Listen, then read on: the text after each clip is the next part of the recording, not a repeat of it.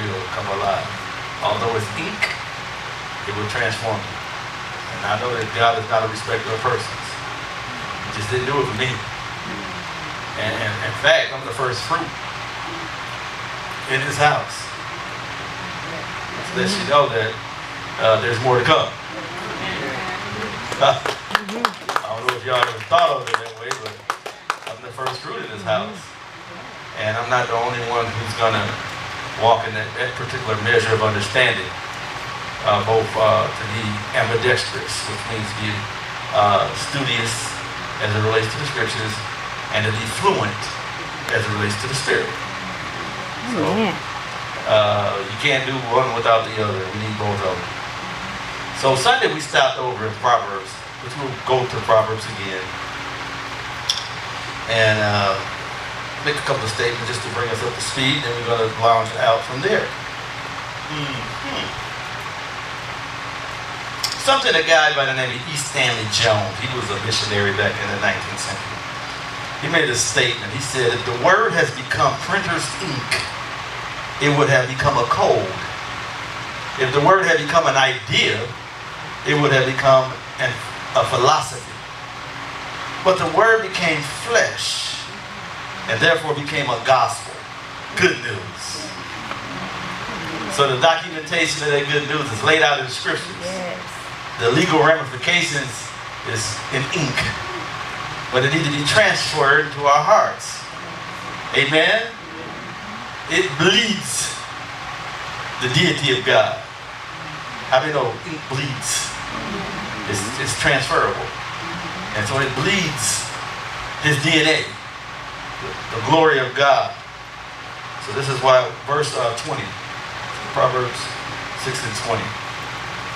And for the world of me, we have some nomian brothers, which means lawful, legalism. You know, if you don't really affirm the Old Testament as the New Testament, I believe they call it you anti-nomian. Anti, anything is against. Nomian is the law.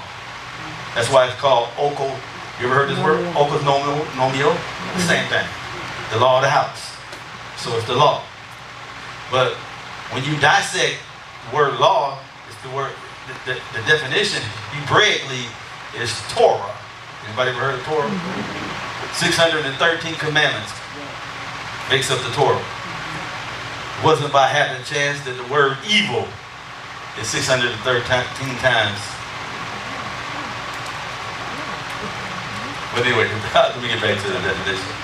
The Torah is the very, if you look it up, they give you a few things, statutes, commandments, but then they give you a little paraphrase in there. It says, a prophetic body of teaching. So even the Strongs affirm that there's something beneath the letter. Right? So if you don't trust me, but that's what Strong said, and we all believe in Strong. And come on now. We have a strong belief in him. He said, my son, keep thy commandment and forsake not the law of thy mother. We discussed this, right? So we already know it. We've been here before.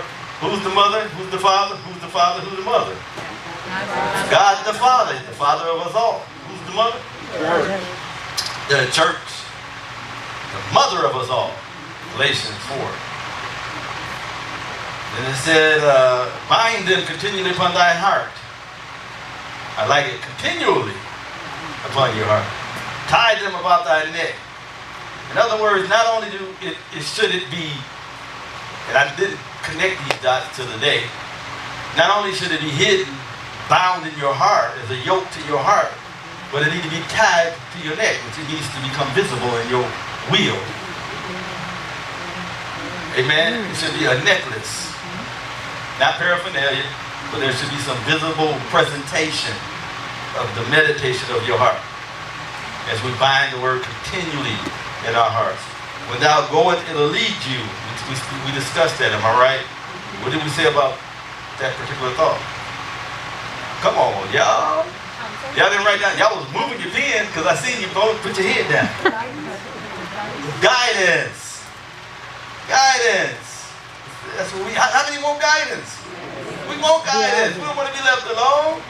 He said, I won't leave you as a comfortless. I won't leave you as an orphan. I won't leave you as a bastard. I won't leave you as a reject. He said, it'll lead you when you go. Give you vision and destiny and purpose. So you can spend the rest of this year on this. It's inexhaustible. What's the point number 2? When thou sleeping, it shall keep thee. We said it's a preservation. Amen. Don't we need to be preserved? Jesus was preserved, wasn't he? Prince of this world. Come on now. Cometh. Findeth nothing in me. I don't know. I can't wait to get that day. When the trial, the temptation come, can't find nothing in me. You can frisk me, but ain't nothing happening. And when thou awakest, it shall talk with thee. So we should have an expectation for what? Communication, communion. 3 good things. To be led by guidance. To be preserved by his faithfulness. 3rd, to communicate, dialogue with him. Yes. So when I go to his commandments, and I go to his statutes, his laws, it does a work on the inside of me. Yeah. Yeah. If it's not in your circle, if it's not happening in your life, you can break. It's your promise now. You can ask God, say, God, give me that. I want that for my life. Next point. For the commandment is a what? Lamp. And the law is a light. And reproofs and instruction are the way of life. Y'all got it? It says that the commandment is a lamp. We said, what did we say about the lamp? Logo. Huh? Logo. Huh? And it's now. It's a lamp. You know, lamps don't project light. When you get a lamp, it's in a certain sphere, circle. Am I right? It's a distance. But the lamp, it has to do with what I'm building now. What's the structure? What's the application in the now? Then the light. The law is a light. It has to do, remember, yep, so that's light. So, you know, Jesus came there so we can have light. He didn't come so we can have darkness. He didn't come that we stagger. He didn't come that we miss it. He came that he came that we can have light. He said, I am the light of the world. He that follows me should not what? Walk in darkness. I glean that thing. I be like, I'm not walking in darkness. He's the light of the world. And as he said he's the light, he told us in Matthew 5, you are the light of the world. Because anything that he is, we are to become. Every seed reproduces after its own kind. Right? He was the original bread, and we become bread. He was the original priest, and we become priests. He was the original king, and we become king. Okay. But the reproofs and instructions are the way of life. So that's why it's all profitable. It's not narrow. It's not just landlocked or limited in how it needs to be expressed in our life. So we need to allow God to resuscitate the scriptures and bring life and meaning to it, so it can become palpable for us. Amen. So we can move away from dogma, move away from legalism, move away from the traditions of men. You know, like it said in Colossians 2 and 8, it said, talks about vain philosophy, right? Deceit. Vain, deceit, and philosophy. That's the correct order. Am I right? But that's not after Christ. Talks about the traditions of men and the rudiments of this world. Huh? Yep. See, lest any man swore you to philosophy, vain deceit, after the tradition of men, after the rudiments of the world, and not after Christ. Christ is not his last name. That's the formation of the nature that's in us. So if we remain in philosophy and vain deceit, traditions of men, and the rudiments of this world, Christ cannot be formed in us. So the purity of the scriptures is essential for your development. The purity of the scriptures is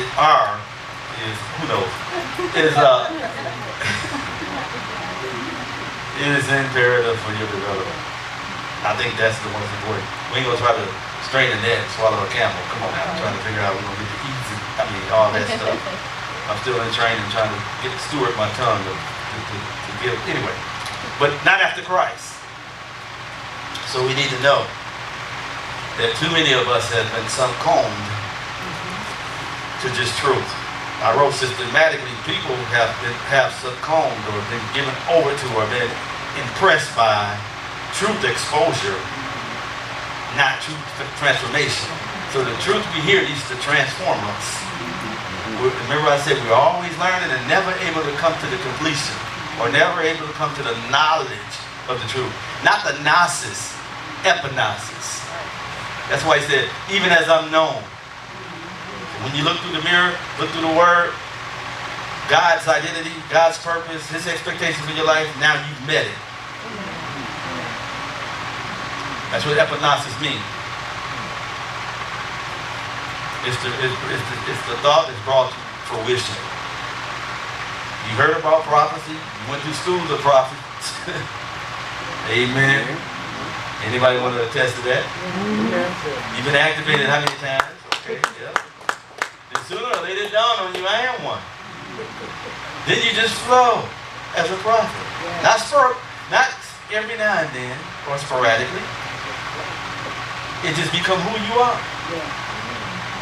And you can pull out of the storehouse in that dimension and flow. That's the drop of a hat. But we know unction is overly essential for prophets. If you are not unctioned to study, unctioned to pray, unctioned to do certain things, then you're not one. Because that's what the novelty is about. I just don't know why I just feel like the press to say it. Because we group everybody together and say, that's me, this is me. But the fruit, if the root